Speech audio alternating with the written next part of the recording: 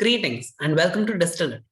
In the previous class, we discussed about distillation. So in distillation, I told you that we have a distillation column, and to this distillation column, we feed a mixture. The feed is a mixture of, let's say, A and B. Let's say it's a mixture of A and B. So I told you that whichever among A and B is going to vaporize faster, or which is going to vaporize first among the two of them, that is going to be considered as more volatile. That is going to be considered as more volatile component, and the other one would be considered as less volatile, right? This is what we discussed. So then we take XF as the mole or mass fraction of the more volatile component, right? Then the distillation column, it gives you two streams. One is the distillate stream, which is rich in the more volatile component, and the second one is the residue stream, which is rich in the less volatile component.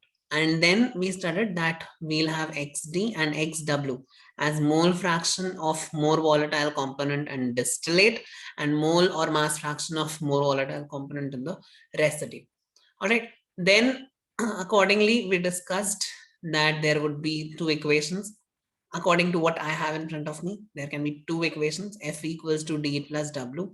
And the second, this is for overall material balance, and for component balance, we could have XF into F is equal to XD into D plus XW into W. So this is what we discussed about distillation, and then we solved certain problems. All right.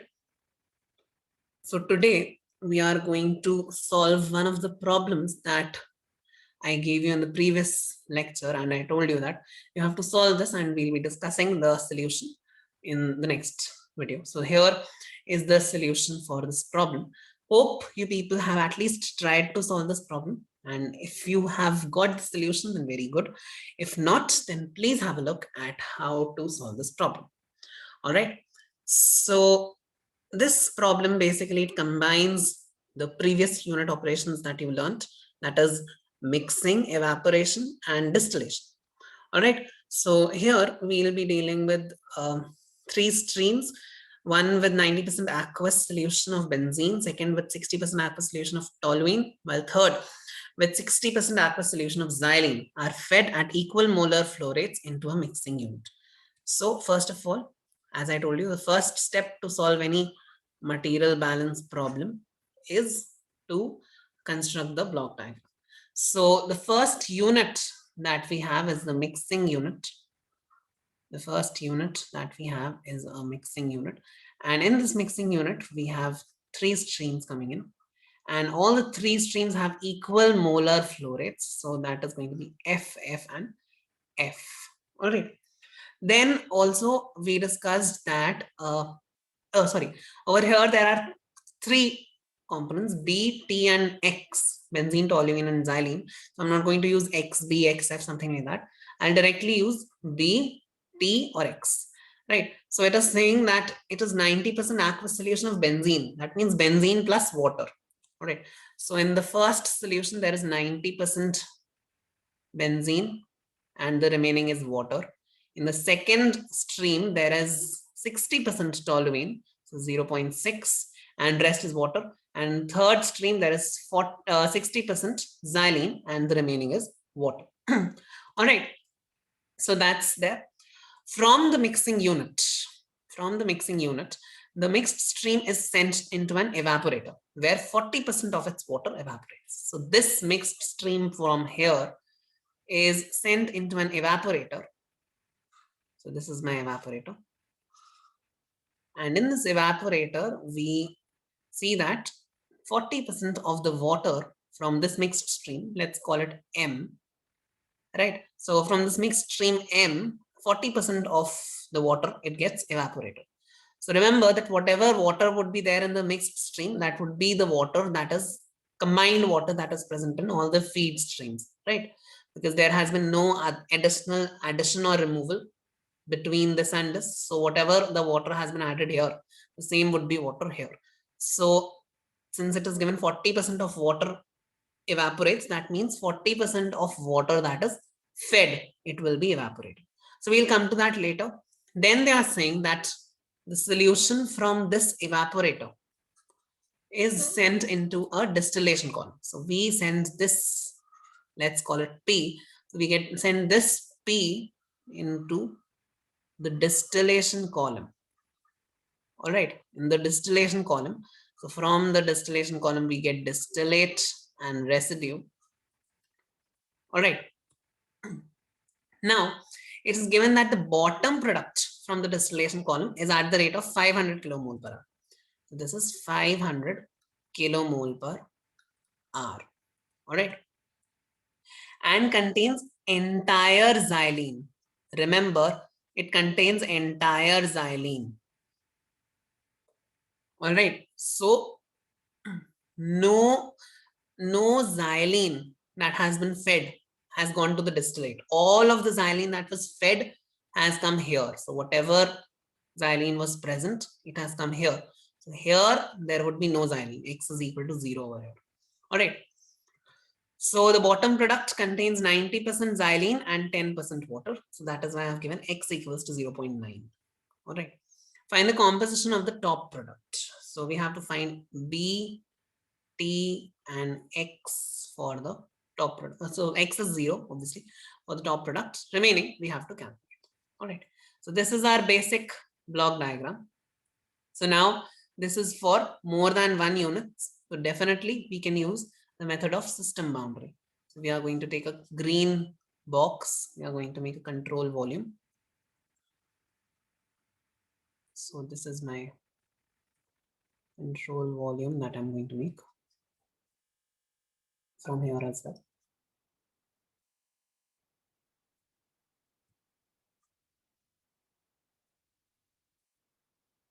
So what I've done, I have enclosed my entire system within this green box. So if I draw, I'll not be able to draw the block diagram over here. So I'll take it to the next page. So if I draw the block diagram for the new system that I've got, the system is basically the combination of all the other units. All right.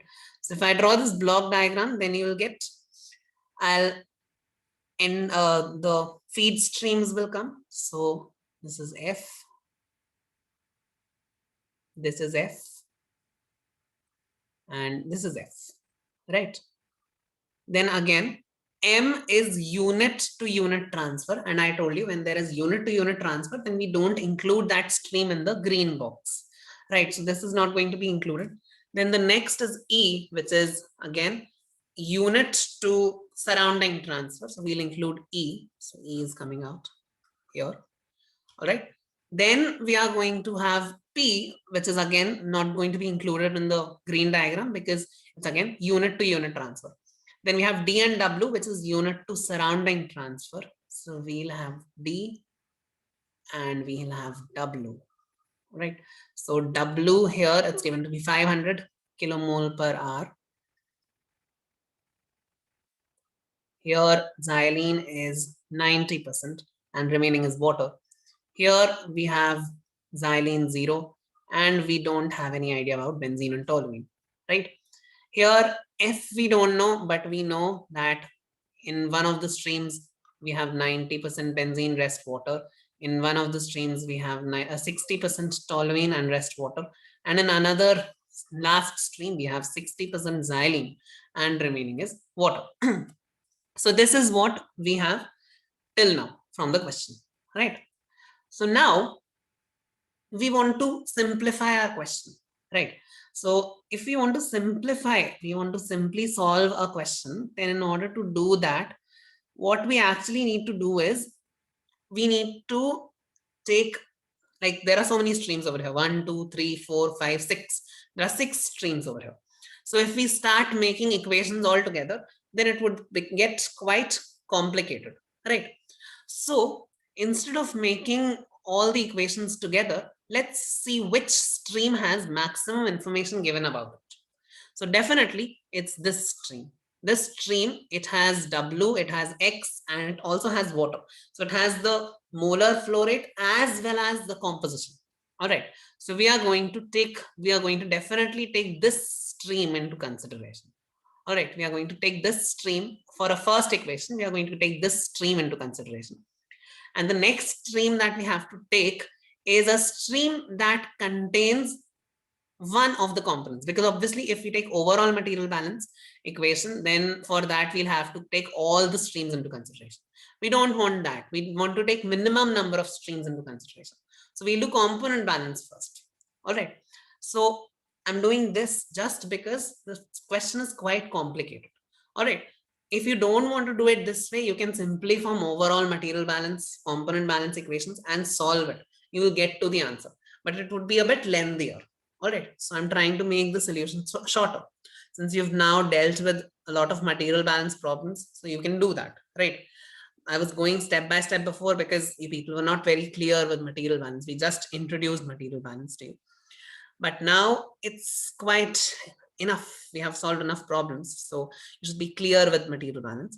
So that is why I have started using these methods. So I'll balance the component first. So I'll take this stream into consideration and then I'll see the components. So we have xylene here. So which of the streams contains xylene? It's obviously this stream, right? So we'll form the component balance equation for xylene. All right. So we are going to form xylene balance equation. So when we do that, we get 0.6 F is equal to 0.9 W, right? Xylene in feed, xylene in product, right? So xylene, so from here we have F, we don't have, we have W, right? We have to find F. So in order to calculate F, we'll put it as 0.9 into W, which is 500 upon 0.6. All right. So in order to calculate F, what we have done, we have made the component balance equation for xylene, and then we have substituted the values to find F. So F will come as 675 kilomole per hour. All right. 675 kilomole per hour. That would be the value of F. All right. I'm so sorry. F is not going to be 675. It's going to be 750. Yes. So yeah, here F comes out to be 750. Okay. So it was a small mistake in the calculation. So it's going to be 750. That's going to be the value of F. All right. So I have got F as 750 kilomole per hour. All right. Now, once we have calculated F, then we have the value for the stream. We have value for the stream and we have value for this stream, right? Once we have values for all these streams, then we can see that we have got quite much information. Like here we have flow rate and composition. So in all the feed streams, we have got flow rates and compositions. All right. Now, next thing what we have to do is we are going to make the overall material balance equation.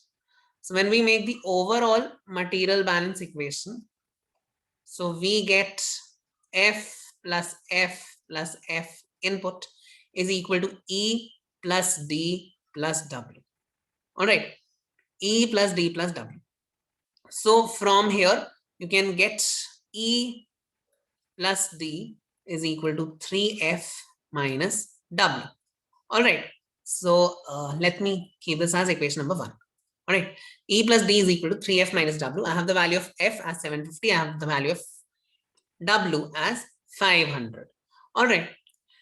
Next thing, they have also given in the question that 40% of the water in the mixed stream, which is water present in the feed, it gets evaporated. All right. So let's first of all calculate water present in the feed. All right. So water in the feed. So to calculate water in the feed, so as we know here 90% is benzene, 10% is water. Here 60% is toluene and 10%, 40% is water. And here 60% is xylene and 40% is going to be water. So 0.1 into F, that is water from the benzene stream, plus 0.4 into F, that is water from the toluene stream, plus 0.4 into F, that is water from the xylene stream. All right.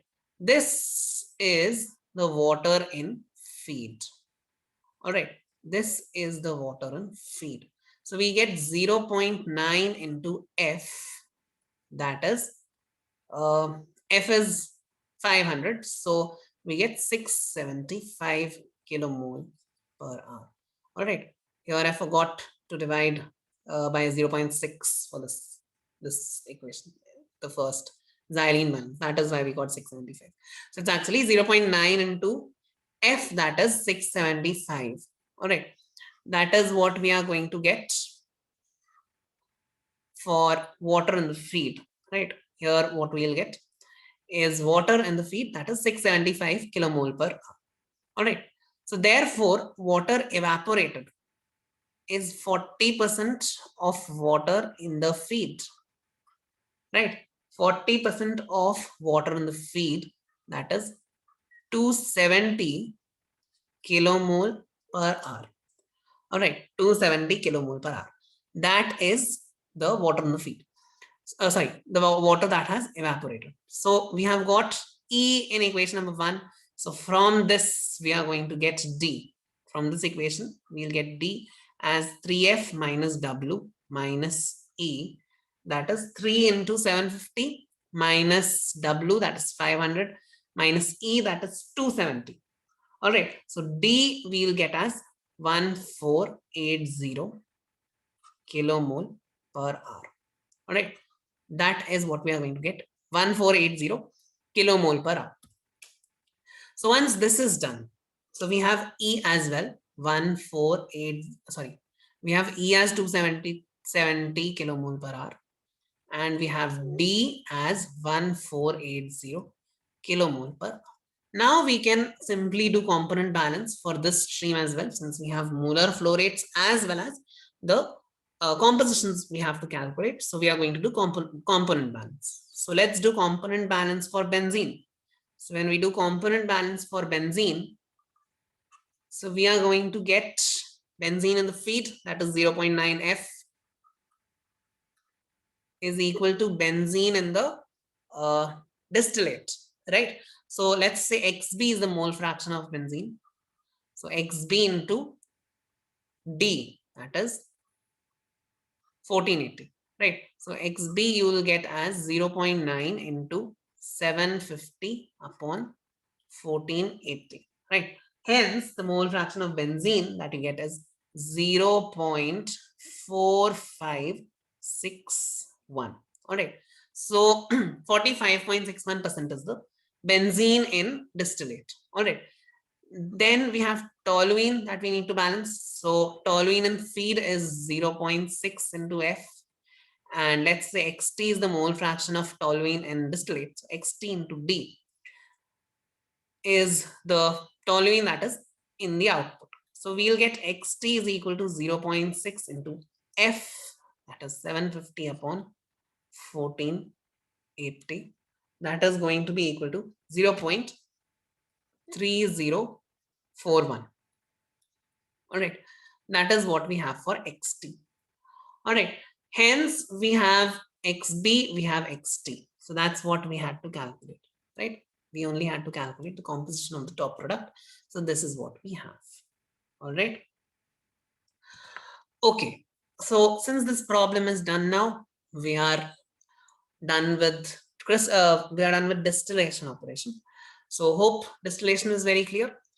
Now we come to crystallization operation. This is another very important unit operation, and this unit operation from this particular topic, you will get quite many questions in the past years papers of GATE, right? So from material balance for without chemical reactions, this topic is quite much asked, right? So please take care that this topic has to be very clearly understood.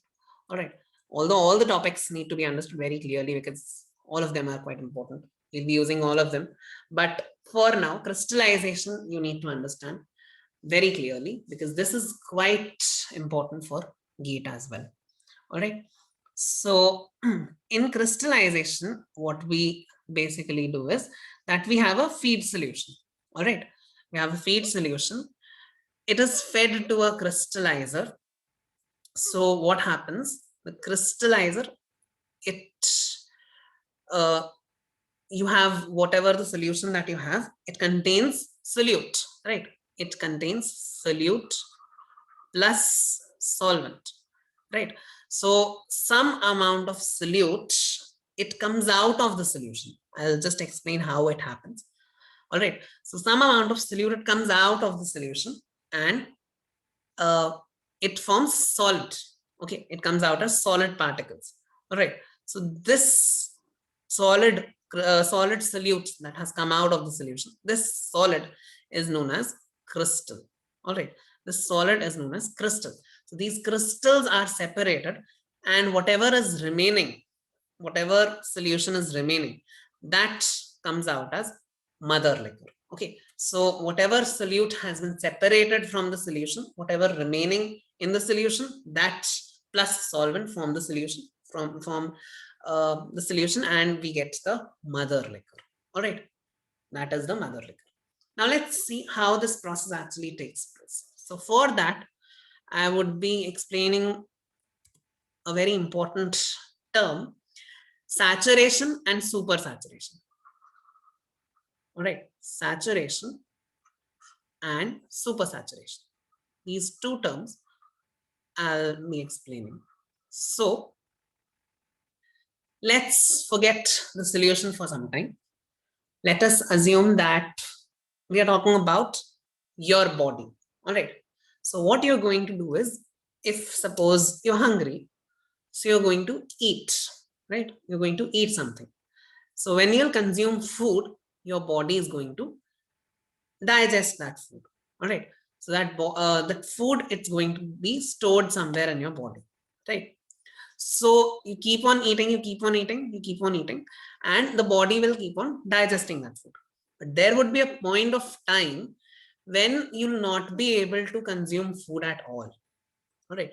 When you'll not be able to consume food at all. All right. So that point is known as saturation, where no more external food can be consumed. All right, no more external food can be consumed. Now let's say that somehow you have to finish the food that is kept on your plate. Although you have reached saturation state, still you need to consume that food, right? So somehow you will just try to eat it. All right. So when you eat that food, although your body was not ready to accept it, still you ate it. So then the state that you are in is super saturation. So now your body is super saturated. All right. Now your body is super saturated. So what will happen, since you ate more than your body could digest, therefore this food you will not be able to digest and you are going to vomit it out. All right. You're going to vomit it out. All right. So the food will come out. All right. And you will keep on vomiting till you get back to normal. That is the point where your body could not consume food anymore. Right. So you move from super saturation back to saturation. All right. So now whatever story I told you, just replace body with solvent and food with solute in that. So I'm going to again tell you that suppose if we have solvent, suppose if we have a solvent, all right, this is my solvent, and I'm adding a solute A to the solvent. All right, I'm adding a solute A to the solvent. All right, so when I add this solute A to the solvent, then solvent, it is going to dissolve it. All right, so it will keep on dissolving A up to a particular point. There would be a point where solvent cannot dissolve any more A. All right. Solvent cannot dissolve any more A. All right. So when that happens, then your solution has reached its stage of saturation. All right. At that time, your solution, it has reached a state of saturation. But now somehow you dissolve even more A into the solvent, right? So now since it was already saturated, so now since you're dissolving it, now the solution will become super saturated. Now the solution is going to become super saturated, where it contains more solute than it can actually hold, right? Therefore, as soon as it is left, it will start crystallizing, right? Or I'll say it will start uh, sending the solute back, right? It will start vomiting the solute out, all right? So vomiting out of solute leads to solid solute particles that are seen in the solution, right? So these solid solute particles are nothing but crystals of the solute, all right? Crystals of the solute. Okay, so that is super saturation, where we don't have enough, where although the solution is not able to dissolve enough, but still we have somehow tried to dissolve those crystals. So what will happen? From super saturation, the solution will rush towards saturation, and because of that, it will release crystals. All right, it will release crystals. So super saturation is achieved by 2-3 methods, but for now let's assume that we are just going to achieve super saturation by reducing temperature. All right, so what happens is we have the feed solution that is fed to the crystallizer, and we reduce the temperature of it. All right, we reduce the temperature. All right, so when we reduce the temperature, then as temperature reduces, the capability of a particular solvent to hold crystals, it becomes lesser.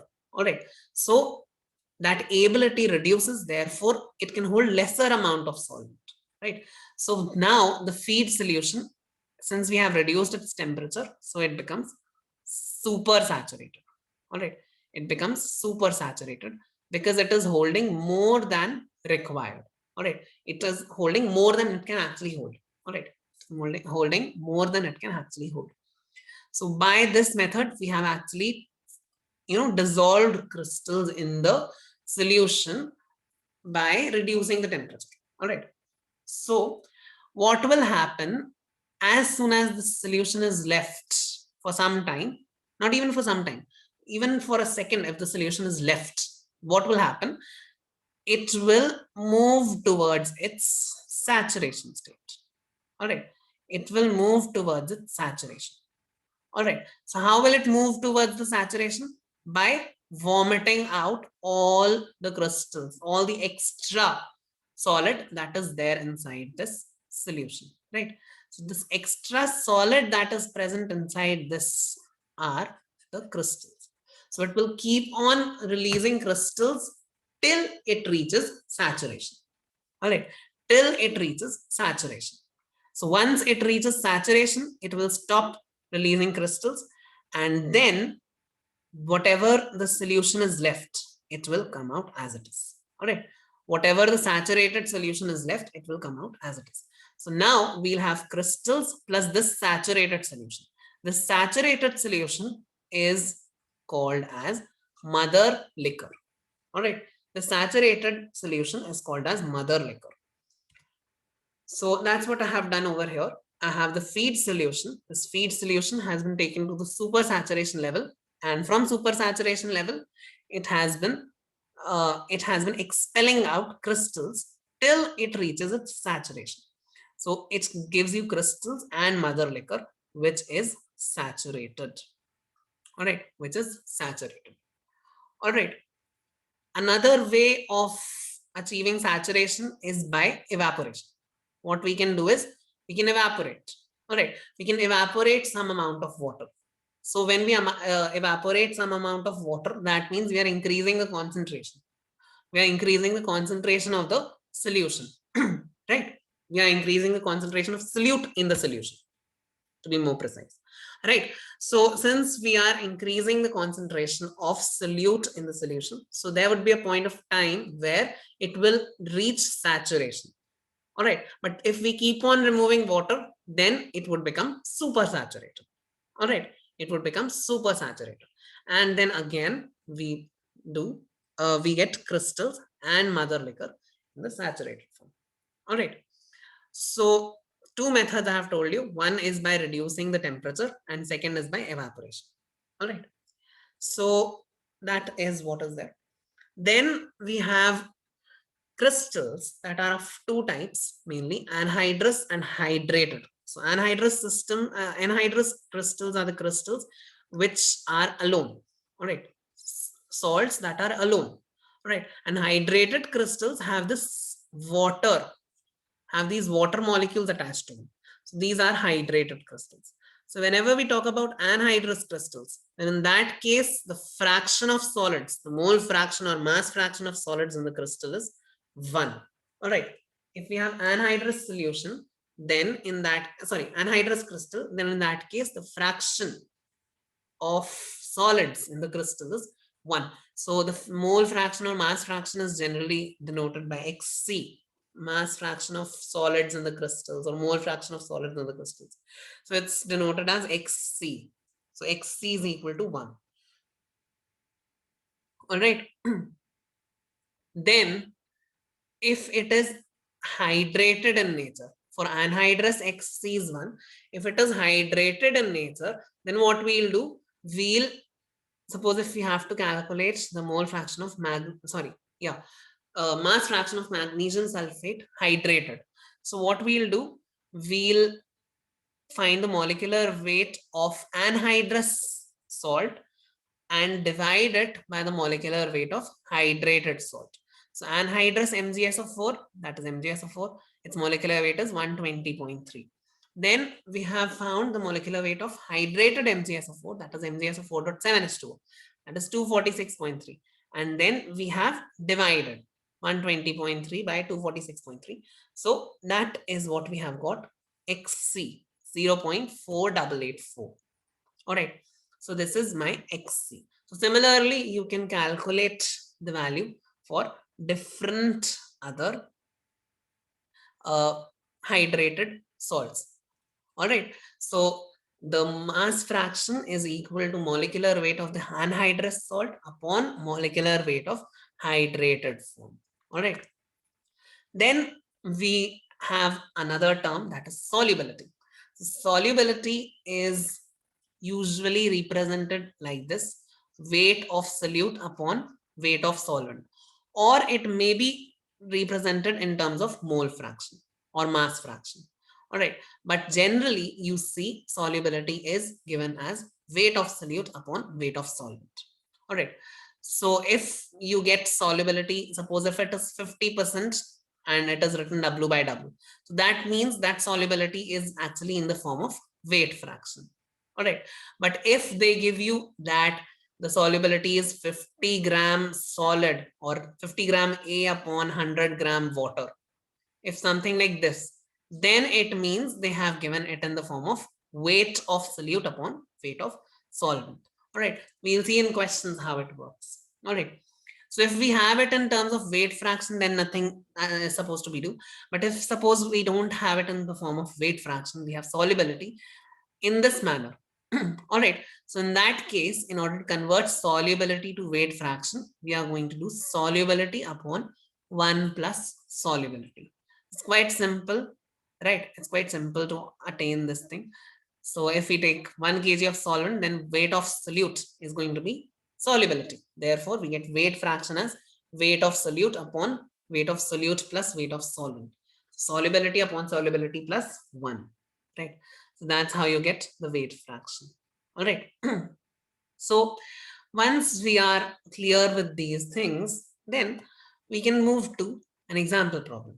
So over here, they have given a solution of sodium nitrate in water at a temperature of 40 degrees Celsius contains 49% NaNO3. So that is XF, right?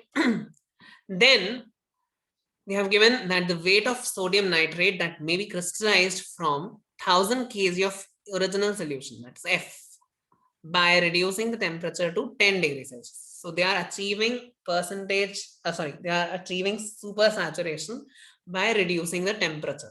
All right. So when they achieve it that way, then we are going to have, let's make a block diagram first of all. So we are going to have the crystallizer. All right. We are going to have our feed. We are going to have our mother liquor. We are going to have our crystal. All right. So feed is given to be 1000 kg. So feed is 1000 kg and they have given XF as 0.49, right? 0.49, that is XF. So now they have given at 40 degrees Celsius, it is 51.4%, right? Solubility is 51.4% at 40 degrees Celsius. So it's given weight by weight. That means this is the weight fraction itself. All right, this is the weight fraction itself. All right. So that means that if it would have been saturated, then the mole fraction should have been 0.514. But it is 0.49, which means it is not saturated yet. All right, it is, the concentration is lesser than that is required for saturation. Right now, they'll reduce the temperature. When they reduce the temperature, then its saturation, its percentage saturation, it also sorry, not percentage saturation, its ability to hold a particular solute, it also reduces. So now it can hold only 44.5% solute, but here it was 49%. So it will start losing its crystals, right? So as I told you, the mother liquor is going to come as saturated solution. So this is going in at 40 degrees Celsius and it is coming out at 10 degrees Celsius. So at 10 degrees Celsius, mother liquor is going to be saturated, right? So since it is going to be saturated, therefore we'll get XL is equal to the solubility itself. That is 0.445. 0.445. All right. And then obviously it's an anhydrous crystal. So you'll get Xc is equal to 1 simply. All right. So now this is a simple material balance problem, right? You can directly do, or just a minute. They have, all right. Yeah. So since they have given, so this is a very simple material balance problem. We'll simply form an overall material balance equation. That is F equals to L plus C, where F is given to be 1000. Right. This is my equation number 1. And equation number 2 is XF into F is equal to XL into L plus XC into C. XC is equal to 1. Hence, you will get XF into F plus equals to XL into L plus C. That is your equation number 2. So when we solve equation number 1 and equation number 2, we will get L is equal to 918.92 kg. And we'll get C as 81.08 kg. All right, that is what we are going to get. So then in the second part, they have asked you to calculate the percentage yield. Remember, percentage yield is equal to solid in feed. Sorry, not in feed. Solid in crystals upon solid in feed. All right, that is the percentage yield. Solid in crystals is going to be Xc into C, and solid in feed is going to be XF into F. All right, so Xc is 1, C is 81.08, XF is 0.49, and F is 1000. Hence, the percentage yield comes as 16.547%. All right, this is the percentage yield. You can definitely multiply by 100 to get the percentage. All right, so this is how you do crystallization problems. Let's do another problem. All right, a solution containing 53.8 grams of magnesium sulfate per 100 grams of water. Now, this is something that I was telling you, that if they give you something grams of MgSO4 upon something grams of water. So it is the ratio of solute to solvent. All right. It is cooled from 80 degrees Celsius to 50 degrees Celsius. During this process, 6% of its water evaporates. So they are using cooling as well as evaporation to do crystallization. All right. How many kg of MgSO4.7H2O crystals? This is a hydrated crystal. So we have Xc not equal to 1. Xc is going to be lesser than 1. All right. How many kgs of crystals can be obtained per 100 kg, which is feet of the original solution? At 50 degrees Celsius, the solution contains only 0.3 mass fraction. Now they have given mass fraction. All right. So let's draw the block diagram. So when we draw the block diagram, we have feed solution at 80 degrees Celsius. We have whatever comes out here in 50 degrees Celsius. All right. So this is F, XF, C, XC, E, XE is definitely going to be 0, and L, XL. All right. So first of all, let's calculate what is the condition of the solution. So initially it contains 53.8 grams MgSO4 per 100 grams of water. All right. So we are going to take basis as 100 kg of solution. All right. Basis as 100 kg of solution. Now, that means you have F is equal to 100 kg. All right. Now, F equals to 100 kg. To calculate XF, you have to get mass of solute upon mass of solution. All right. So if mass of solute is 53.8 grams, then mass of solution is going to be, if mass of solute is 53.8 grams, then mass of solvent is 100 grams, and mass of solution would be 100 plus 53.8. So it is going to be 53.8 upon 53.8 plus 100, right? So that is going to be, because this is the mass of solute, mass of solute and mass of solvent, right? Since it is mole fraction or mass fraction, therefore it doesn't matter what is given for solution. If it is 100 kg of solution, we can simply convert mass of solute, mass of solution accordingly, right? But it would give us the same thing. It would give us the same thing because it's fraction, and fraction does not it totally depends on the ratio, right? It depends on the ratio as to how much of it is solute. So it doesn't really matter what is the mass of the solution as long as the ratio is balanced. So it's 53.8 upon 53.8 plus 100, right? That is how we are going to get XF. All right. So XF is equal to around 0.35. All right. That is going to be XF. All right. So we have got the value of XF over here in the block diagram as 0.35, and F we have 100 kg. F we have as 100 kg. All right. So first thing is done. Next, we have to calculate crystal's mole fraction, XC, crystal's mass fraction. So in order to calculate XC for hydrated MgSO4, we are going to do molecular weight of MgSO4 upon molecular weight of hydrated MgSO4, that is MgSO4.7H2. All right. So it is going to be 120.3 upon 120.3 plus 18 into 7. Right. So that is, we calculated it at the back as well, 0.4884. Right.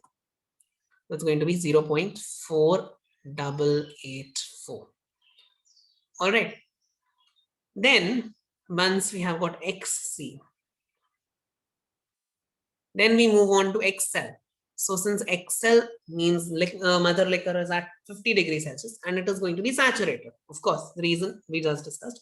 So it's going to be saturated.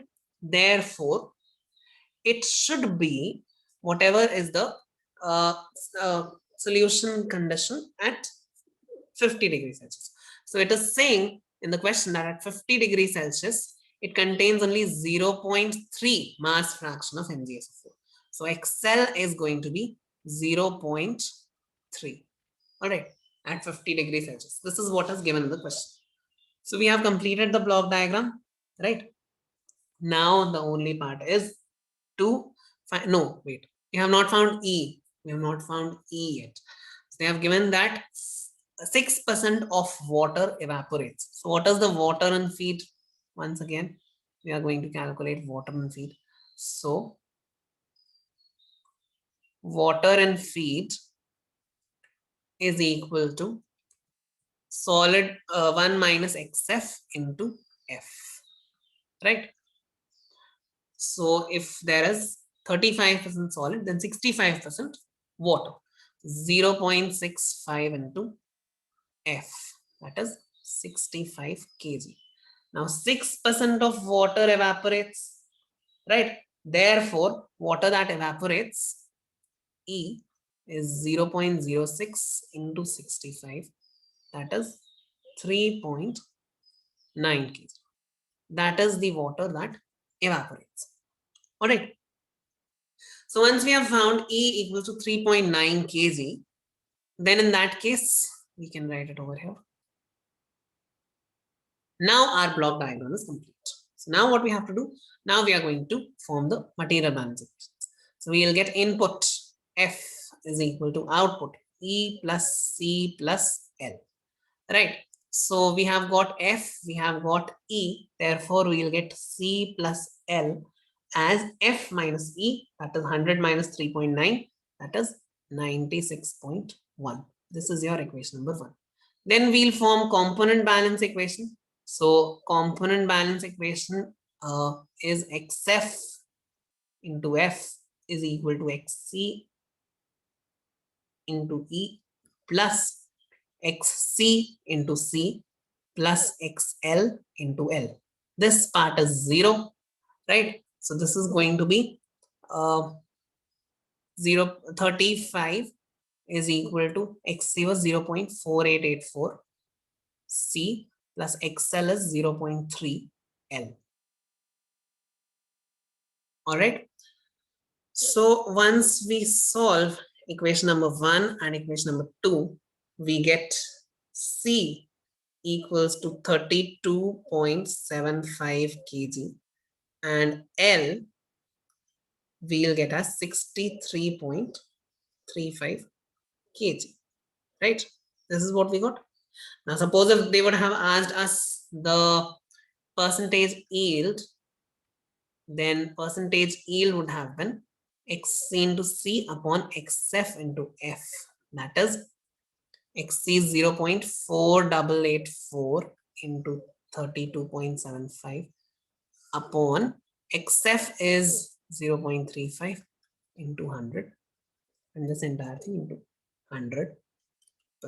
So that's how you would have calculated the percentage yield. So hope this problem, you people are clear with this particular problem. So since this is done, hence we move on to the next problem. So go ahead, pause the video and try to solve this problem yourself. Hope you could solve this problem. If you could not, then let's have a look at how this would be solved. So a salt solution weighing 10,000 kg with 30% Na2CO3. So we have got F, we have got XF.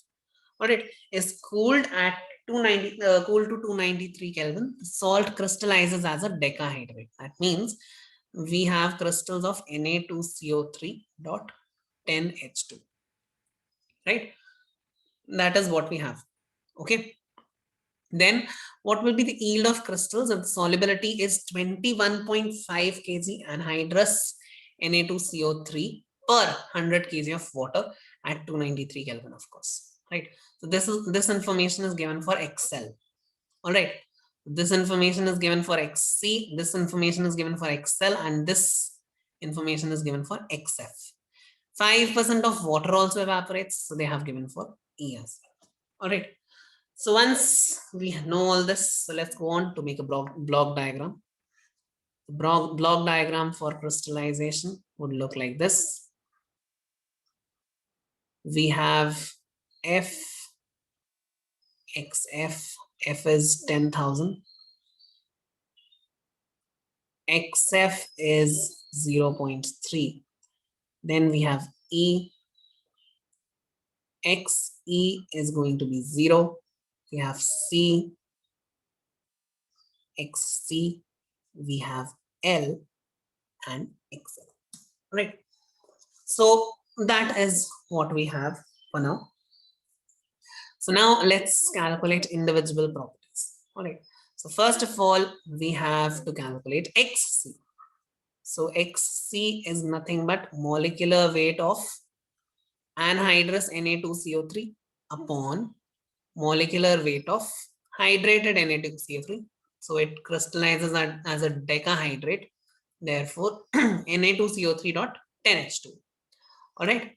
So that is going to be Na2CO3 is 23 into 2 plus 12 plus 16 into 3. That is 106. And this is going to be 106 plus 10 into 18. So this entire thing, it comes as 0.37063. This is XC. So XC we have calculated as 0.37063. All right. So once we have calculated XC, then we move on to the next, that is E. So we know that 5% of the water evaporates. So if there was 30% Na2CO3, that means 60% water. Sorry, 70% water. 0.7 into 10,000. This is water in the feed. And 5% of this, it evaporates. Right, 5% of this, it evaporates. This is the water in feed. And 5% of it evaporates. All right. So that is going to be 7,000. So 350 kg, right? 350 kg. E is going to be 350. It's 0.05. Therefore, 350 kg. All right. So since this is done, we have got E equals to 350 kg. Then let's write it down over here. Right. Then the last thing that we have to calculate is XL. So XL is for XL, the information is given that 21.5 kg anhydrous Na2CO3 per 100 kg of total water. So XL is going to be 21.5 solute upon solute plus solvent. All right, so 21.5 upon 21.5 plus 100. All right, so that gives us XL, that is 0.177. All right, that is our XL. Okay, so since we have got XL, XC and E, therefore we can simply go ahead with our material balance. So let's go on and form the first equation for material balance, overall material balance. So overall material balance gives us input is equal to output. All right. So since we have the information about F and E, so we'll get F minus E is equal to C plus L. Hence, L plus C is equal to 9650 kg. All right, this is equation number 1. Then we are going to form component balance.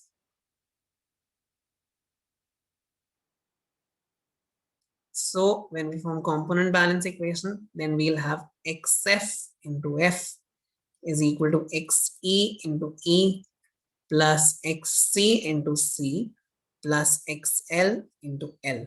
So xe into e is going to be 0 because xe is 0.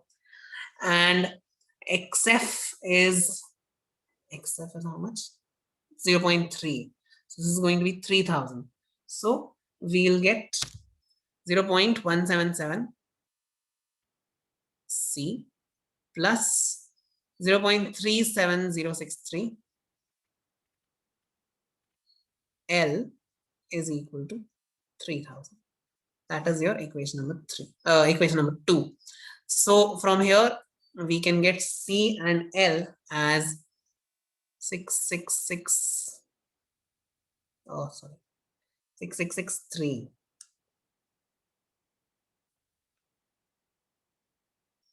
6663 kg, and corresponding to this L is going to be 2987 kg, right? Then they have asked percentage yield. So percentage yield is going to be xc into c upon xl into L, right? So xc we calculated it as 0.37063 0.37063 into C we calculated it as 6663 xf into f upon 0.3 into 10,000, right? So the yield comes out to be 82.3%. All right, that is your answer. All right, so that was crystallization for all of you. In the next class, we will be doing drying.